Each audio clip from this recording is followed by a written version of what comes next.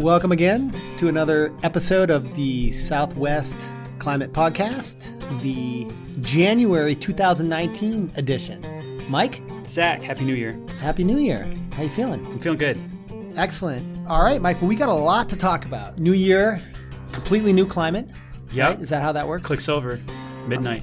So what we're going to do, following our usual script, is recap the last month or so of weather in the Southwest.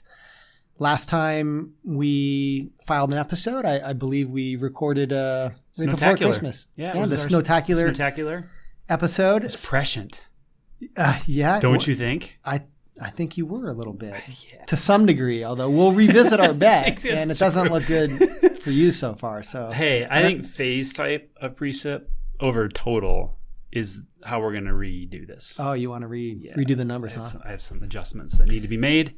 Yeah, so we'll recap the last month. We'll also summarize an update on the snow conditions. And we'll look forward toward the future. Monsoon season. Yeah. I'd say we talk a little bit. Jump forward, baby. No, I'm not ready for the monsoon yet. Okay. We got some ENSO stuff to talk about. We've also got some other players in more recent weather, like the Arctic Oscillation has been in the news a lot. The Polar Vortex, people probably heard. Polar heard Vortex. About. Yep. The MJO, the infamous Madden Julian. Is it infamous? Oh, and yeah. Maybe it's famous. Yeah. The Madden Julian Oscillation. So there's a lot of things to talk about. I leave anything off? No, I think you're good. You know, I have to say, though, before getting into it, as I was prepping for this earlier today, it occurred to me how much I rely on the government's website. Yes. There was a ton of information I couldn't access. I'm basically flying blind right now. This is a shutdown edition and then you're going to see how incoherent our discussions are actually be. Because now they're usually incoherent, but now I don't have anything grounded in. Right. They're not even going to be, I'm not going to be reading discussions verbatim as content for the podcast. Yeah, but on a serious point, I mean, I did realize how many sites that I use and go to by the National Oceanic and Atmospheric Administration and other government agencies. So some of our charts are not updating because of the websites being shut down. A lot of the data are being updated, though, because the National Weather Service is up and running, thankfully. Right. So that's actually been good. So this will be like 50% content.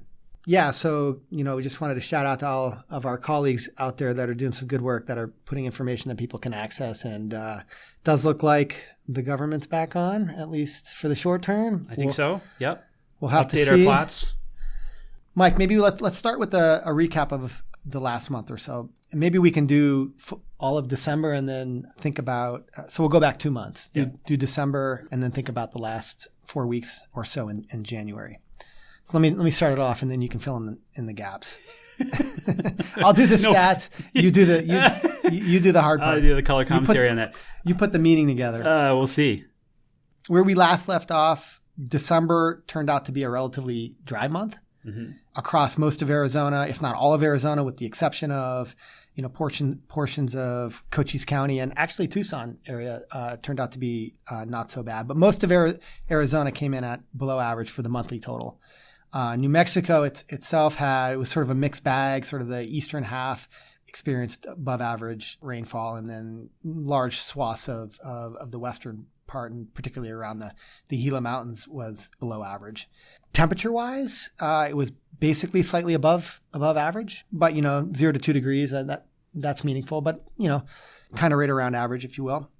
But then the weather started more to pick up at the end of the month, and if you just look at from Christmas on to current January 24th, it's been a different story than what we saw in December. So most of Arizona for the last full month, again, going back to Christmas, has been above average nearly across the entire swath of the Southwest. In that time, we had basically 4 events, if I remember. We had like a Christmas event. Santa came. Yeah. In my house. I wasn't around, so I'm looking at you. I came to Tucson. I don't know where you were, and I don't know what your problem is. Santa brought rain. Santa did bring rain.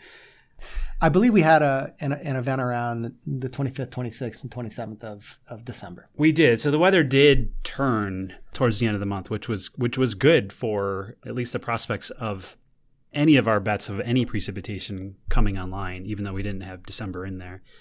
The beginning of December was not particularly interesting. I mean, it was we had kind of ups and downs in temps, leaned slightly above average, as you talked about. I think we ended up having that sort of transition pattern, ridging, troughing. I remember, some warm up, some cool downs, but it wasn't until right around Christmas Day, and then the rest of the week, we actually had some stronger storm systems drop out of the Pacific Northwest, and then some of them actually subsequently had some precip that they were dragging in here too. And it got subsequently colder over that week, and those storm systems still had precip, and we ended up having pretty decent snow across parts of the Southwest. The unusual part was that we had a couple of snow events right around New Year's and days afterwards where the snow levels got down into the 2,000 feet range across Arizona, New Mexico. Right. So that Christmas event, I think, was more confined to Southeast Arizona. Yeah. So this is the interesting thing about kind of the backyard climate observing syndrome that I fall prey to, is that I think it was amazing everywhere. And I kept running into people across Arizona that the northern parts of the state hadn't had quite as much weather as we've had, especially in the precip side. So, having low elevation snow is one thing, but, snowpack for across the rest of the state is not, it's okay, but it's not particularly overwhelming given the fact that it snowed in my backyard in Tucson. So it's been kind of an interesting mix. So it snowed in your backyard? Snowed in my backyard? No, on the 2nd. Okay, so that was the New Year's event. Yeah. So New Year's, by the time we got to New Year's, we had this discussion in the Snowtacular. We talked about the kinds of events that would work for the Southwest to get snow, and they really materialized. The interesting thing, those were very, very cold storms with a little bit of precip.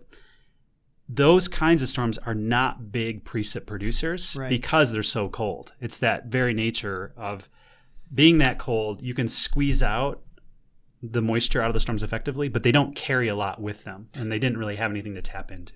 So that event came from a low pressure system that was sort of wafting from the northwest, if I remember. Yep, and it had brought some moisture with on its trajectory, and we were able to sort of squeak it out.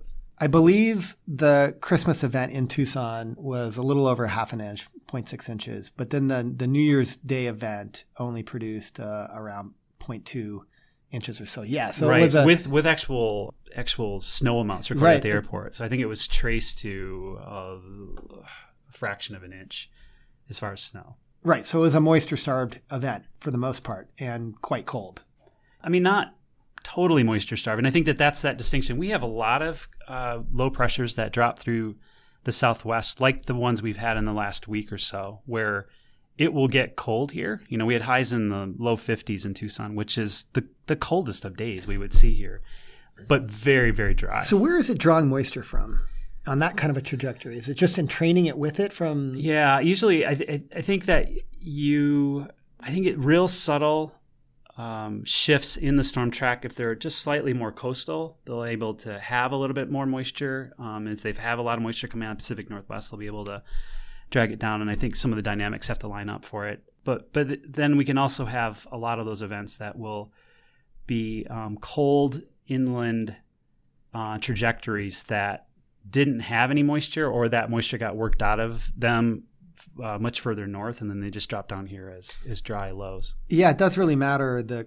trajectory, because it's just so subtle. Yeah, and like we looked at these weather maps, we were kind of paging through them, and I think you're looking at them too. Is that just hundreds of miles in the axis of the trough can mean really dramatic differences as far as the kinds of precip, the temperature, and if you think about, even when you think about Colorado and Utah, where sometimes it's even amazing that they get precipitation at all. I know, getting that inland, yeah. The weather itself has to traverse over thousands of miles, depending on its trajectory. If it's coming from the northwest, then it's traveling over huge swaths of land and very high mountains. That's just sapping it of the moisture. And so it's kind of amazing in that respect that Colorado and Utah get the amount of snow that they do. And, and this is also why we focus on snow water equivalent so much more than we do snow amounts, because the snow amounts can vary enormously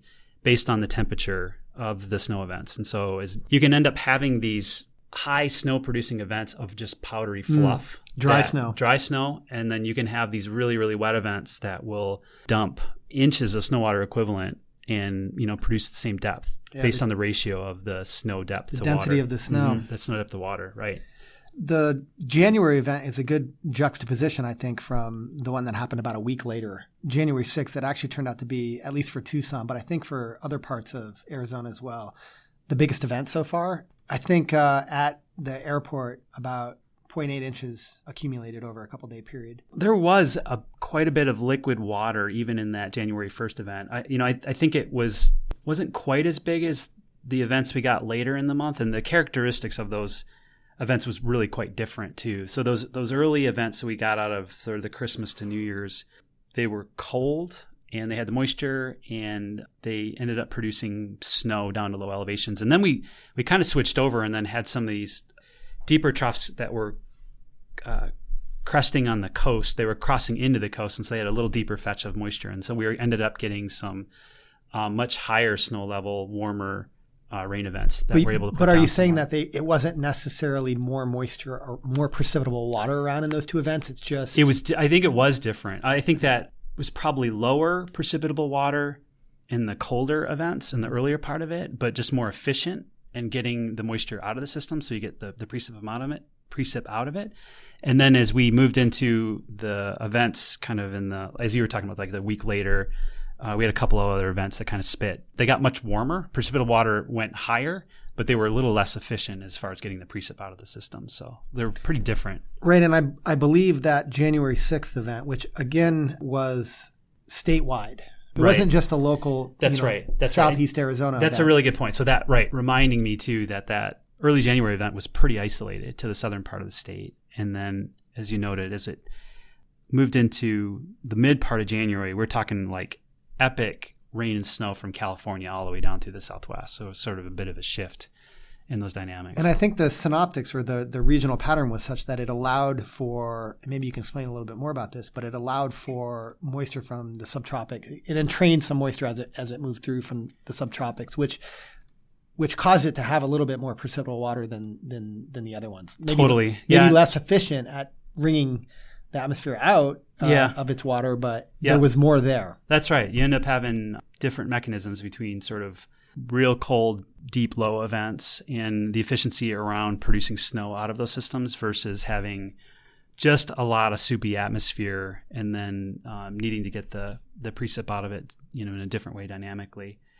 The storm track has been really active, and we haven't had any prolonged periods of real strong ridging or blocking so far this winter, which is really, really different than we talked about a year ago and the quasi winter that we lived through last year. Which was that a winter? It's really generous to even call it winter. So I mean, this is really standing out as being pretty dramatically different from that, and just about every aspect so far. It was a very active jet, as you said, and I was trying to integrate all of these sort of daily weather maps together and try to piece out like dominant patterns, and you really don't. Yeah. Up until the last week, where I think, and we can talk about this a little more, where there was sort of more of a persistent ridge, but it wasn't like super super strong, but it was still there. I mean, it sort of oscillated between being trothy and ridgy. But that being said, this winter, which is still admittedly in its first half, has yet to produce a really big defining event. How do you feel about that? It snowed in my house. What do you want? I mean, it's like well, if you look at last year, for example, okay, which you're thinking like the mid-February event we had last year. You have a really good memory. I do this for a living. I mean, that's what I. Well, I do too. But I was like, I had to look back at your maps. Yeah, I unfortunately talk about this way too much offline. Well, the event that you're talking about, I mean, over a couple day period, 3 day period, it was like 2 inches of rain, and fortunately. It was the only precip event. Yeah. for the whole. I mean, that was pretty much it, aside from one other event. So that was it was a multi-day event in February of last year that was actually completely subtropical and was even characterized as an atmospheric river by some atmospheric river scientists out on the west coast at San Diego. Is it like, it was weird. Is there like an ARXB or AR dash? I don't even know. I mean, like they name storms on the Weather Channel now, so I don't know if we get to name our own atmospheric river events. I don't think we have the. You and I definitely don't have the ability to name them. No, we don't. I think we should just do like popular cat names. That'd be good. Mr. Whiskers, atmospheric river, Mr. Whiskers. Okay, that goes in the books there right now. So we'll have Ben erase this. Please do. Please edit this down heavily. What were we talking about? We were talking about that defining event. So I think that storming period from that holiday storm period I thought was fantastic. I thought it was very beneficial as far as when we think about drought relief. It's cool. It had snow associated with it, multiple events, and that really extended even into the middle part of January. It has not favored all of the Southwest. And this is what it's also been kind of unusual, is that the far northern parts of the state haven't benefited as much as we have over this period. And then since the middle part of the month after those events have still not really, we've had a little bit of ridging, but we've also had plenty of troughing too. We've had the temps have gone way back down this particular week. So it's not like we're back into a blocking pattern. Okay, so you think there was a defining event? It wasn't far. It wasn't like last. I was just thinking in terms of precipitation amounts. Again, we've on that 6. I think at the airport it produced around 0.8 inches, so that's pretty good. But we've had in the past last year like 2 inches, and I guess we'll see how that plays out. So it's very, very hard to get, and it's almost impossible to get those precip amounts out of cold systems this far south. You just won't do it.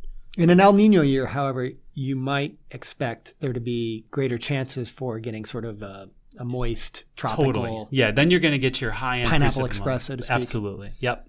And if you play your cards right, you can even have decent snow levels and the heavy precip. So it really is, when we talk about the really, really good water resources types events, then it's going to be that convergence. So moving right along, though, after the 6th, we had a couple more days of sort of unstable weather, not real large rainfall producers, but they brought a lot of clouds. They helped suppress temperatures. It was cold. Yeah. The second half of January, or the last 2 weeks, let's say, were fairly cold. And so, right now, in terms of Tucson, we're slightly, above average for the month of January. So yeah, we can't complain.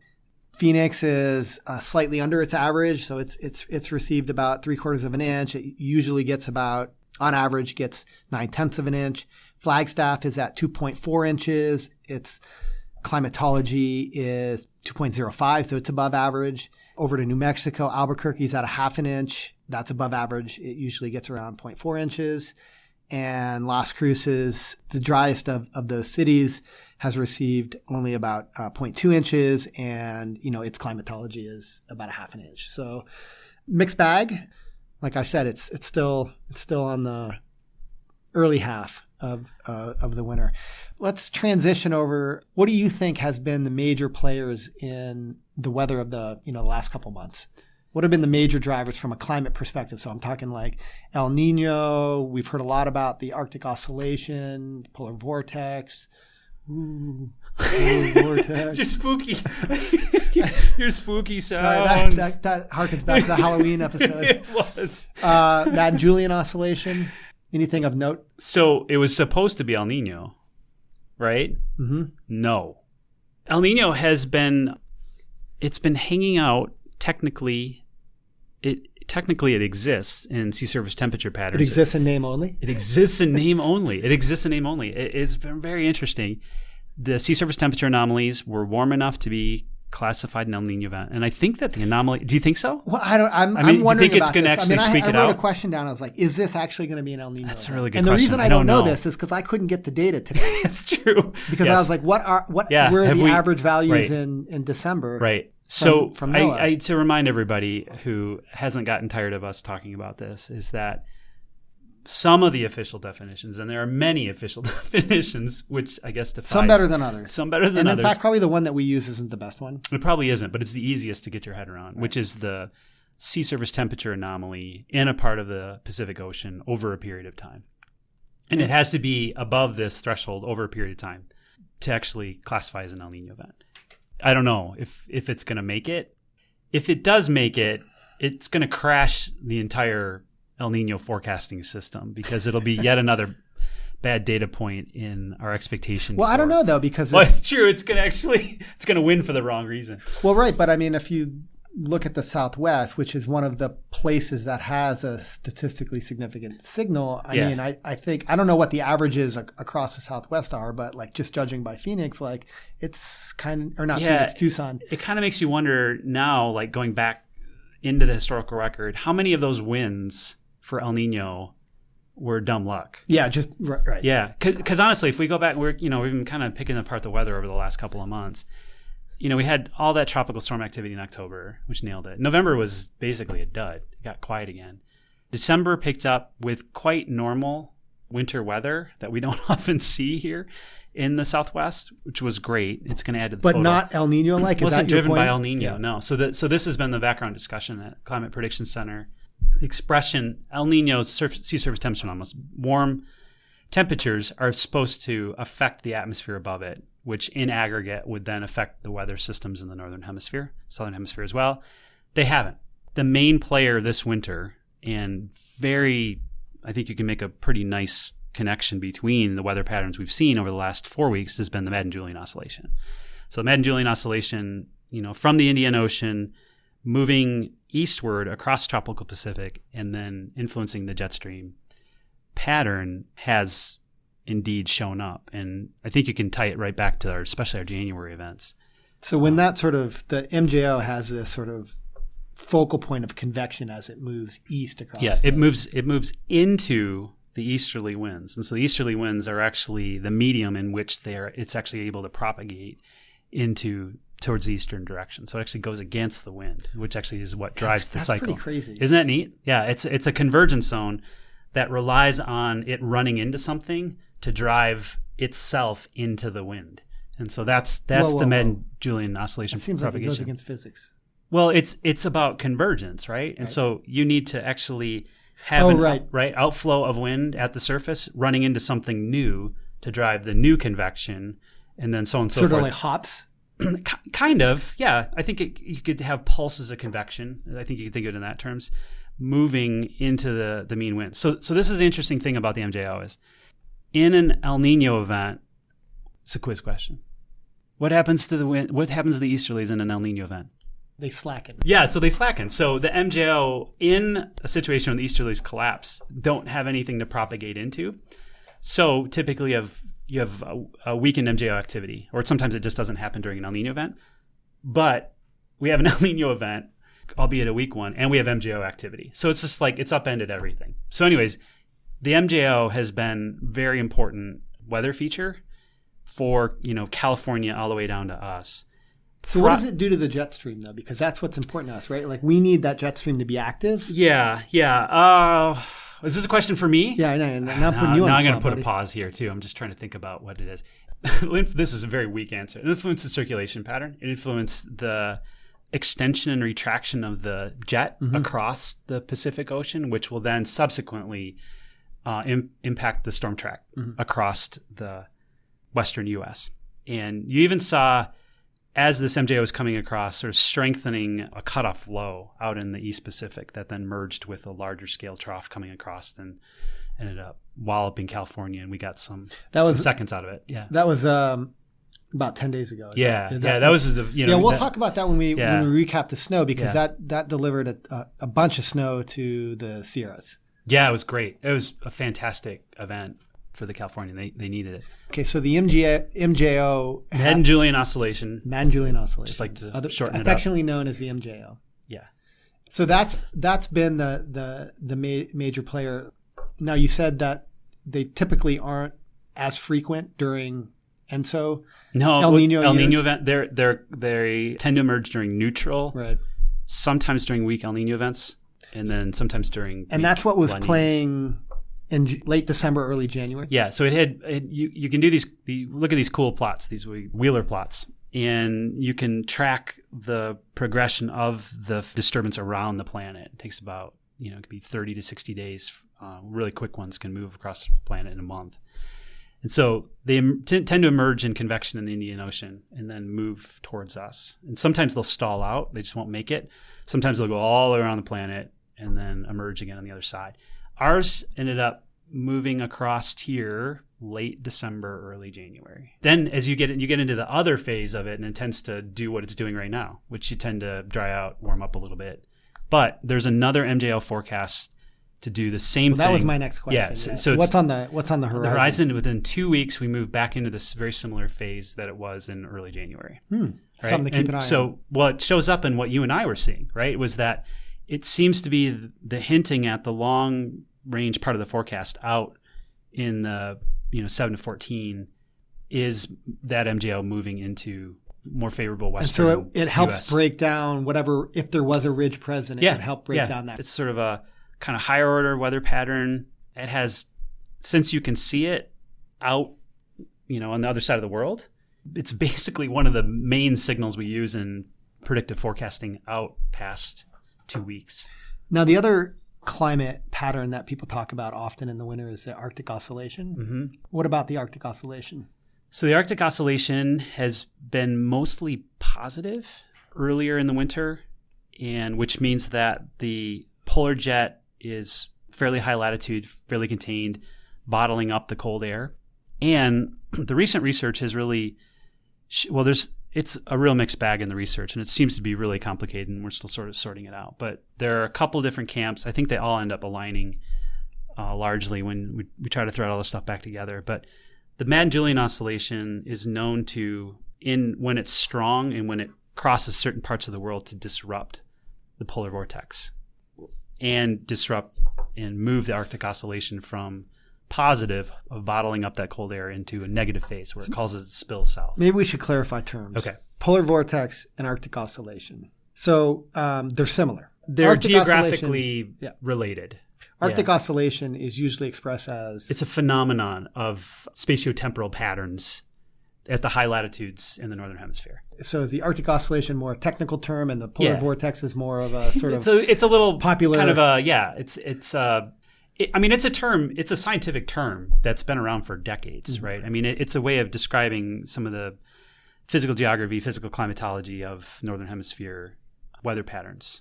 So what happens then is so the polar vortex is wintertime phenomenon. Yeah, it's an upper level low pressure that strengthens into response to that area not getting any more sunlight and having high albedo, ice covered.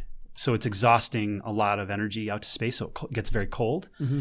The atmosphere basically is thinner. It's thinner. Yeah. I mean, compressing it, it's colder atmosphere. So it takes up less space in the vertical direction. So at certain altitudes, you end up having an emergent low pressure system because of a response to the tropics having a higher, thicker atmosphere. Right. And so it's a wintertime phenomenon because the temperature gradient between the poles. Thank you. It's a much cleaner way of saying it. The tropics is highest. Yeah. And so what happens is you end up getting these fierce, strong winds that circulate around there's an oscillation on both poles, but we'll just talk about that's right. I'm just northern pole. The one I'm familiar with. And so you get these strong winds that sort of circulate around the high latitude, and the position of maximum wind is usually called like the polar front. That's right. And the polar front is geographically driven by the sharpest temperature gradient at the surface.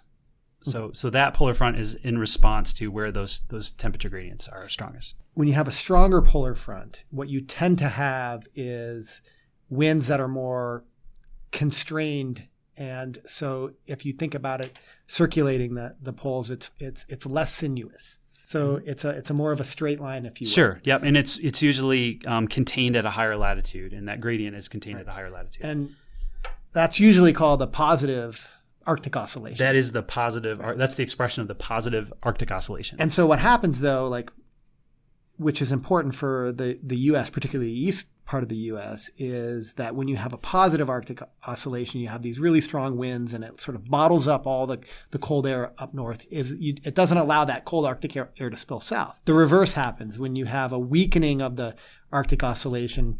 You have a much more sinuous path of this polar front that loops down into northern parts of the U.S. The East Coast U.S. brings really frigid weather and can bring some unstable conditions. And so when people talk about the polar vortex in the U.S., they're often talking about when the Arctic oscillation is slackened, right? Yeah. And they get these really cold lobes of Arctic air that droop down in the northern regions. Right. And in some years, and it's quite often when you have this real dramatic shifts in the Arctic oscillation towards negative, polar vortex can split into pieces. And the splitting of pieces actually appears to connect back to Madden Julian Oscillation. Some camps, and there's quite a few papers out on that. And then there are other camps, which I think it is all related. I just don't have it all. I can't fit it all in my head on how all those things connect. But sea ice extent and snow cover extent in the early fall become precursors to later on having what we call these sudden stratospheric warming events, which break apart the polar vortex. Okay, so just to put a bow on this. Good luck. On the synoptics. Like we wouldn't say that the weakening of the Arctic oscillation, which has been happening in recent last 10 days or so, or actually it was even in the first part of January. I'm looking at the index right now. We probably can't call on that as a major driver of the sort of unstable weather that we were experiencing. No, ours is mostly MJO. Okay. Yeah, over here. And, you know, the AO Arctic oscillation and the polar vortex don't do a lot for the West, don't have a lot of influence. I think they can subsequently, all the way around the planet, trigger and enhance and suppress weather events that then relate back to the MJO, relate to predictability that is going to be upstream for us, but not directly. We can have situations, and I think you and I talked about this years ago. I can't remember if it was 2011 or 2012. It was probably last week. It probably was last week. It's very, very possible.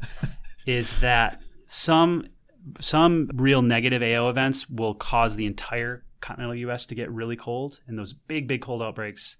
I think it was our 2011 one was a very negative Arctic oscillation, and it was, you know, we ended up having freezing air, freezing temperatures, crash all the way out to sea and the Pacific coast and south through Florida. That was sort of an extreme where the whole continental U.S. gets spilled south.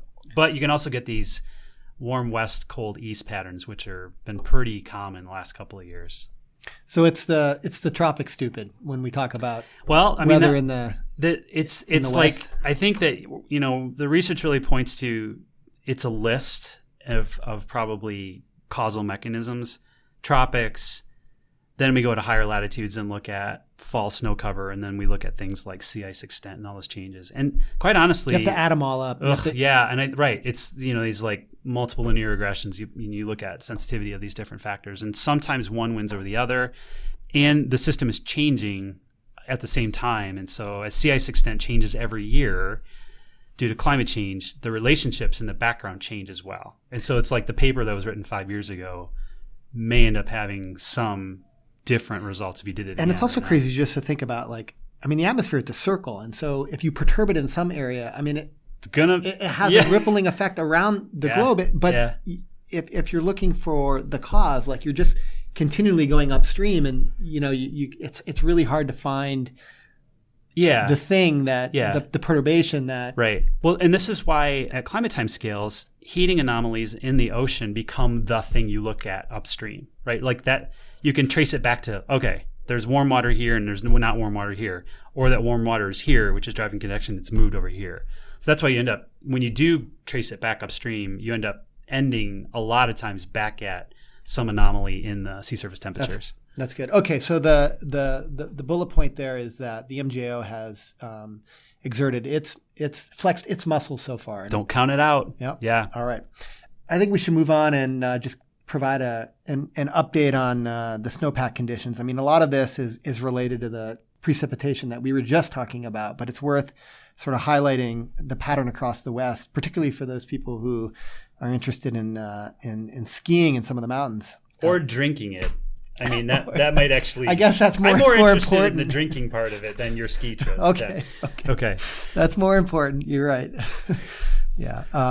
There's more things. There's more things than skiing fresh powder in the West. I'm right? with you, man. I think it's just that was my passive aggressive way of saying I wish I was going skiing. A large fraction of the reporting stations in the mountains in Colorado and Utah are all above average. For those that I'm looking at across the Sierras, because the map that I'm looking at doesn't have all of the Sierras, but those that I'm looking at are above average as well. And Arizona is kind of a mixed bag. Actually, when you look up at the Flagstaff area, there are some that are slightly above and some that are slightly below. So, yeah, it's pretty classic Arizona look to our snow data. And I would also say that the snowpack in maybe the only part of the Colorado Rockies that aren't doing as well is the San Juan Mountains, the southwest part of the state.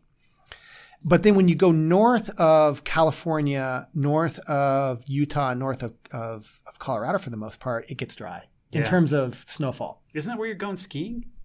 It is, actually. Should we have looked at this map before? Well, you don't care, do you?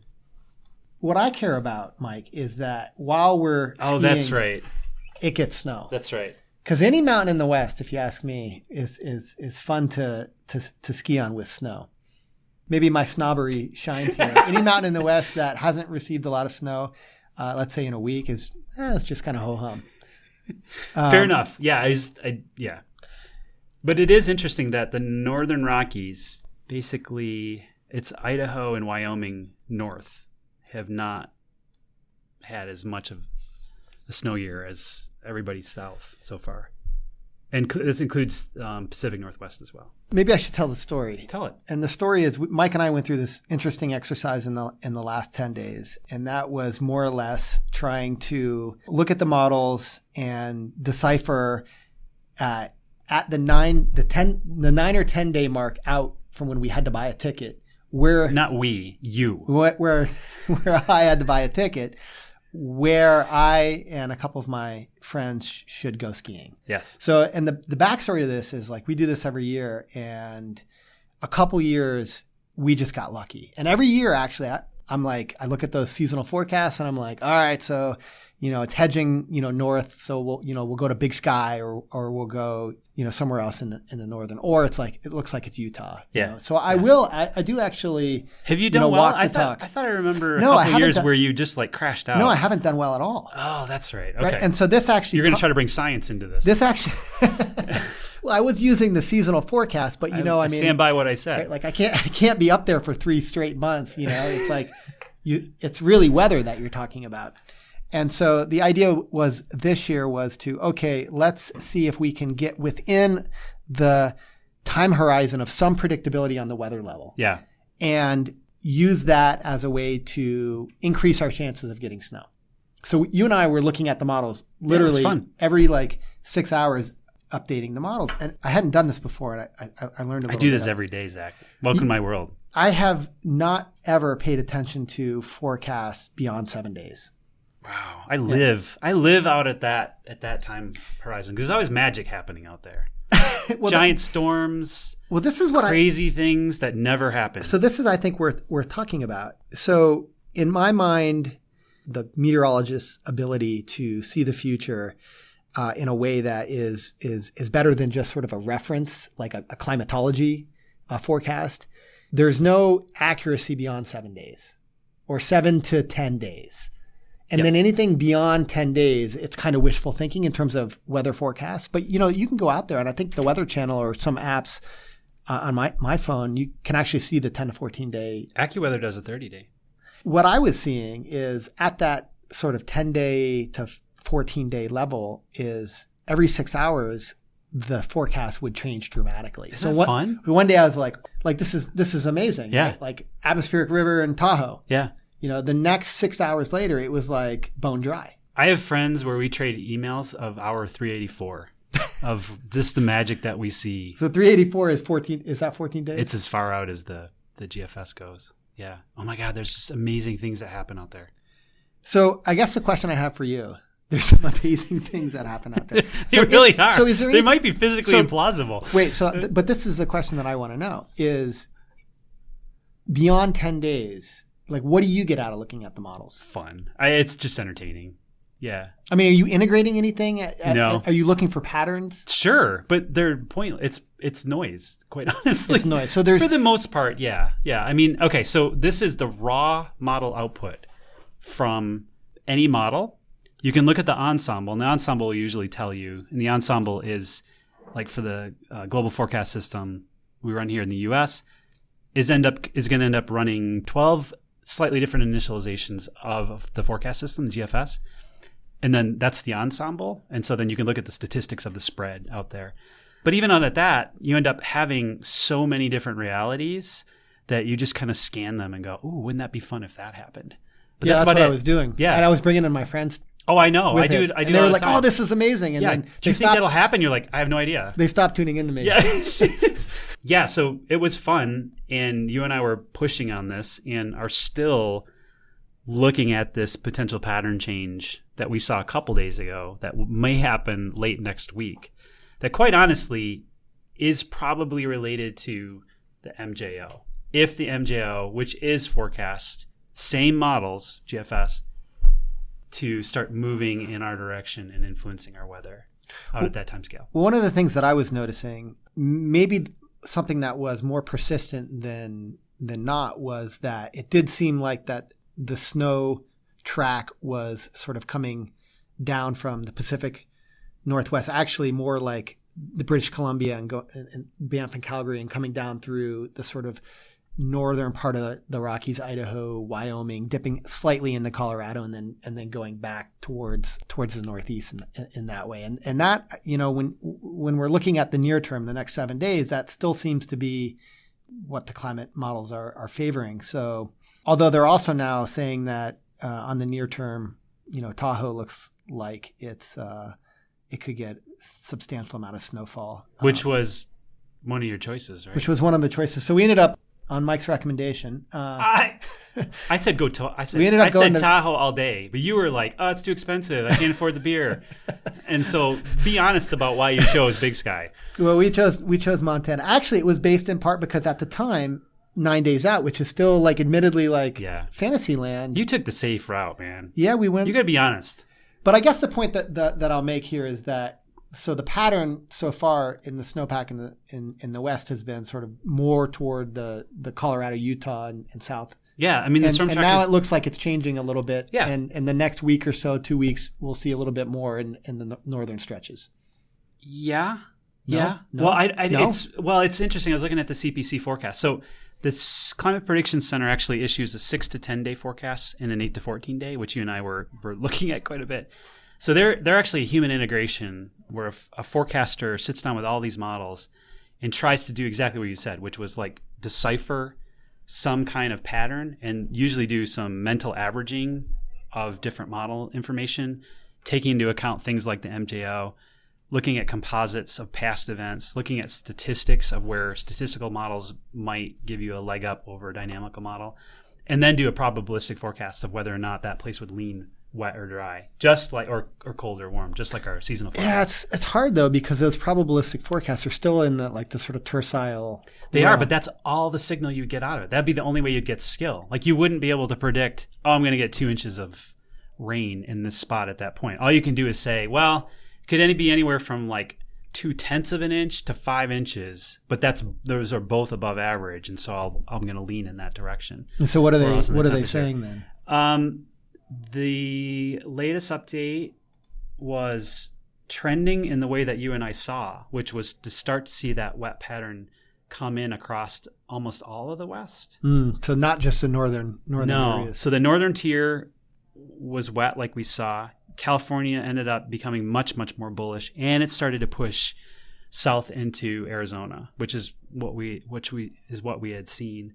Polar Vortex still parks over the eastern part of the country. We're under this more ridging. So this is suggesting what we call more active southern stream, more of a subtropical jet type more of an situation. ENSO-like. Yeah, a little bit more ENSO looking. So it wouldn't be classic if this is now the expression of ENSO showing up in February for this event. All right, Mike. Not impossible. If you had to advise our listeners where to go skiing in 7 to 10 days, where would it be? What's Tahoe? Tahoe. Yeah, I'd say right now. Buy your ticket. That's what I told you. And you didn't listen to me. I'm gonna. I want the webcam. I'm gonna pipe the webcam of Tahoe when the weekend you're at Big Sky, and I want the news reports of like the crazy things that are happening there. Let me tell you why I didn't go with your recommendation. I know why. I already told you. Because you made the prediction last month of 1.5 inches for January. Nice segue in Zach. Tucson. Nice. So I just want to revisit our bet before wrapping it up here. That's fair. Say where we are, but we both predicted or maybe guesstimated. Yeah, how did we? And we ended guesstimated. We even came up with like almost identical amounts. It was ridiculous. Yeah. Well, January was quite different for you and I. I had an inch and a quarter, and you had an inch and a half. And right now we're at, and the climatology, by the way, was 0.95 inches. And right now we're at about an inch. And it doesn't look like in the near term that. Hey, there are 3 ensemble measures on January 30th that give me 0.05 of an inch. Well, we'll see. We'll see if you get not very encouraging. But it looks like you're going to be running at a 0.5 inch deficit. It's going to be rough. Yeah. But that's where you get my February event from last year. No, and this was Atmospheric River, Mr. Whiskers returns. No, this was cool. Actually, we got a few emails from folks who do this kind of exercise at their own houses, and they had some interesting tallies and projections as well. So I think we have an online betting pool. All right, so I'm slightly over, about a 0.5 inch over so far. You're a 1/4 inch. You're like a 0.5 inch. Oh. For February, you're more bullish than me again at 1 inch, and I have 3/4 inch. I'm feeling better. We're like splitting climatology there. Yeah.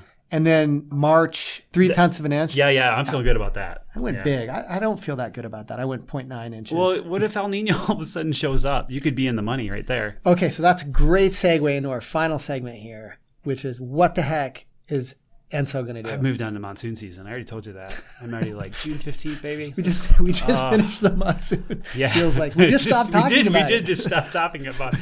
Yeah, this is like a mess because I always feel like I get so let down in February and March. Like I just feel like the winters get shorter and the spring season gets longer every year, which actually is shown in the literature to be happening. So. Okay, so we sort of like questioned before if this is actually an El Nino event. And it's been hovering around marginal if it turns out to be. Yeah. But so there's 2 interesting things that I think that came up recently. One is that in some of the forecasts from the IRI, the International Research Institute for Climate and Society, their mid-January forecast has for next year another El Nino, or it's greater probabilities. That is really interesting. And so it's curious to me what is driving this sort of uptick in chances. And it's worth noting that climatologically, there's like a 30% chance that it would be an El Nino. And so this represents a shift from 30% to close to 50%. So do you have any sense as to what they're picking up on? A lot of those longer lead outlooks rely on the cycle with an El Nino where it is recharging and discharging and the warm water in the West Pacific. And so you haven't seen a real effective discharge of a lot of the warm water in the West Pacific. And you don't really see any cold sea surface temperature anomalies now flowing back across the Pacific as you would see during a sort of a strong El Nino event. So I think this is, again, a kind of a middling Central Pacific El Nino event, not particularly strong, still warm water. And again, I think Ben was talking about earlier that there's some discussion around analogs of 14, 15, which was the last time that we had ended up 2 having in a row. A double dip. With the second one being the big one. The big one. Quote unquote. Well, who cares? I mean, it didn't do. Well, for here. Yeah, I mean, I was so unimpressed. Backyard climatologist? Yeah, exactly. Didn't snow at my house that year. I mean, again, it probably then just points to possibility of another weak El Nino event or just neutral and maybe not mattering. But these situations with these kinds of winters with MJO activity, we've done well in those situations. So they don't portend something like we had last winter, which was really bad. Last year was not a good winter. No, aside from that February event, if it hadn't been that February event, it might have been one of the driest, if not the driest on record. But a lot of the state did not have that February event, right? I mean, there was, from like Southeast Arizona north did not. That's why Four Corners and parts of central Arizona were in the deepest drought category they could get. So the other thing that I found interesting is that all of the models, dynamical models and even statistical models, have basically, well, not all of them, all but maybe 2 have already called the peak El Nino. They're already done with it. That's probably right. Right. So going forward, we've peaked. Yeah, there's no reinforcing elements here. I think as we saw, there's not real strong warm water coming to surface in the Central and East Pacific. It's kind of near average and even a little bit of some cool anomalies. But back in the West Pacific, still warm water. So it could be Midland for a while. But the other thing, and this goes to our conversation earlier about the metrics that we use to judge an El Nino, if you look at the sort of atmospheric indices like the Southern Oscillation Index, and at no time had they been persistently El Nino-like. So the atmosphere has never gone in lockstep with. No, they're a lagging indicator, but a strong indicator of the atmospheric coupling. And sure, yeah, you could totally have that happen. But even in December's values are not El Nino at all. Right. And so we don't have January's obviously, but. So we talked about this paper we had read and I think discussed in previous podcasts or so. It had really talked about the timing of the reinforcing elements at key times of the season that could either sort of strengthen or suppress the sea surface temperature anomalies. And I just think that we got caught in a situation where we just didn't have the right cooperation from overriding atmospheric components to really reinforce the event. And we had a couple of passages of the MJO where it actually destructively interfered with the El Nino signal, so it works at cross purposes with the atmospheric coupling. What about the forecasts? The seasonal forecasts from the Climate Prediction Center are from last week are a lot less. they've all drifted back to equal chances. Yeah. For the Southwest for the rest of the spring. And then when you look at the North American multi-model ensemble for the February, March, April period, it's equal chances with the exception of a slight tilt in maybe parts of eastern Colorado. And actually, on the dry side, it's sort of Oregon and Northern California. It's not below average for the Southwest. I think it leaves a lot of room. I just think there's a lot of uncertainty with the fact that there's not that immovable object in the Pacific, steering stuff. Everything's in play. Everything's in play, which is, I think could make it interesting. All right. So with that, Mike, do you want to refine? Now, you don't get to do this in reality, but do you want to refine anything any of the that would suggest I was wrong. The precipitation values that you guesstimated for February and March. Do you want to take anything back? Feel a buzzer beater coming in on January 31st. You said 1 inch in February and 0.3 inches in March. You want to shift? Nope. I'm feeling good about February and March now. Now that I think this through. January would have totally worked if we didn't crash out about January 15th. All I needed was another event out of there, and I may still get it. I'm going to refresh this. And you're feeling good about March being pretty dry. Yeah. Especially with El Nino falling out here. You can't rely on anything in March anymore. All right. I'm sticking to. Mine was 3/4 of an inch in February. Good luck with that. And close to an inch. I said 0.9. Inch in March? Yeah, I was bullish in March. I'm not sure. That's going to come back and haunt me, I think. That's yeah. But listen, you just need one rain event. And I think with your huge deficit from January, I'm going to win this. That's how I'm looking at it. That's good. Yeah. Yeah, I don't know. You're going to be thinking about that as you're skiing, watching me text you the record snowfall in Tahoe. I am going to make this unbearable. Well, I'll give you an update of what actually happened next time we do this. Your flurries. All right, Mike. Any parting shots? No. It was fun, Zach, and see you next month, the Valentine's Day edition.